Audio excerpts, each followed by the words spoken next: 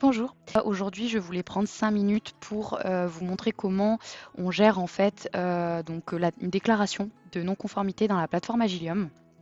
Donc, ça se passe avec cette tuile-là, donc création d'une non-conformité. Et en fait, on va retrouver un formulaire. En réalité, on a digitalisé, dématérialisé la déclaration des non-conformités dans un logiciel qualité. Et donc, cette déclaration, bah, elle prend la forme de ce formulaire-là. Et une non-conformité dans la GIOM, elle va suivre un workflow de 4 étapes. Donc la première étape, c'est la déclaration. Donc là, dans cette déclaration, bien en fait, on va pouvoir saisir tout un tas d'informations. On va pouvoir aussi attacher des pièces, donc des pièces jointes, soit depuis votre PC, soit dans votre jet, soit prendre en photo directement quelque chose si vous êtes sur le terrain, donc voilà, dans un environnement industriel par exemple.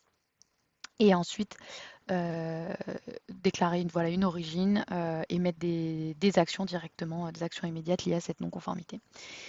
Donc ça, c'est l'étape de déclaration. Et si j'en ouvre une qui a été déjà créée et qui est arrivée au bout des 4 étapes, donc par exemple la numéro 24, ça va ressembler à ça. Donc là, on a vu que le petit chemin de fer il avait progressé. On est sur la dernière étape, l'étape d'évaluation. Et je vais pouvoir venir renseigner des coûts liés à cette non-conformité.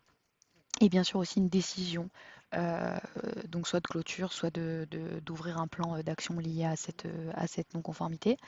Donc on va pouvoir retrouver toutes les informations en fait euh, issues de la vie de cette non-conformité, donc ce qu'on a pu renseigner à l'étape de déclaration, à l'étape d'action immédiate, d'analyse, les actions voilà, qu'on a pu renseigner.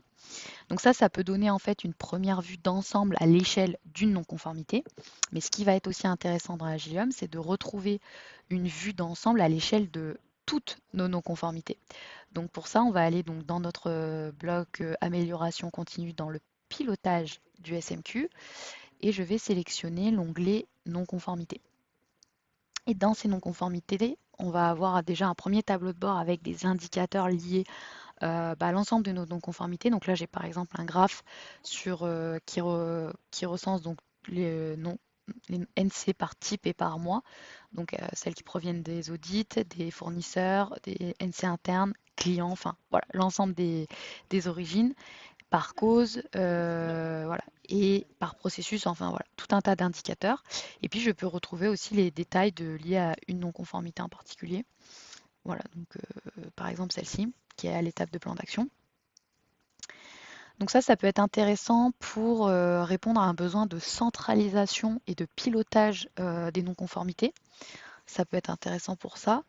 Et puis surtout, les clients Agilium l'utilisent aussi parce que c'est lié en fait au plan d'action. Parce qu'avoir toutes les infos liées à une NC ou à nos NC, c'est intéressant. Par contre, quand on vient mettre dans la même solution les infos qui sont liées aussi au plan d'action, donc c'est ce qu'on va retrouver dans les deux autres onglets, hein, les infos liées aux actions et les infos liées aux audits, bah là, ça devient vraiment intéressant parce qu'on pilote en fait l'ensemble de la démarche d'amélioration continue. Donc si voilà, je prends par exemple un plan d'action, là vous allez retrouver l'ensemble des actions avec différentes vues, liste, Kanban, graphique, voilà. Donc c'est là où ça prend une dimension voilà, un petit peu plus intégrée. un- voilà. Et la plateforme, si je reviens un petit peu sur notre écran d'accueil, on va voir elle va un petit peu au-delà de la suivi, donc du suivi NC, plan d'action, audit. On va retrouver, en fait c'est un logiciel qui a été fait pour la mise en conformité ISO 9001 à la base. Donc bien sûr, vous allez retrouver la gestion des parties prenantes, la gestion, le suivi des risques, des opportunités qui est aussi dedans, la cartographie des processus et une gestion électronique de documents avec des workflows de validation, etc. Donc c'est une plateforme assez complète pour la responsable qualité, voilà, qui va gérer l'ensemble de sa démarche d'amélioration continue. Voilà. Donc, si ça vous intéresse d'en savoir un peu plus, d'aller un petit peu plus loin sur vos cas d'usage que vous rencontrez en ce moment, et bah dites-le moi et on prendra le temps de regarder ça ensemble. En tout cas, j'ai hâte d'avoir de vos nouvelles. À très bientôt.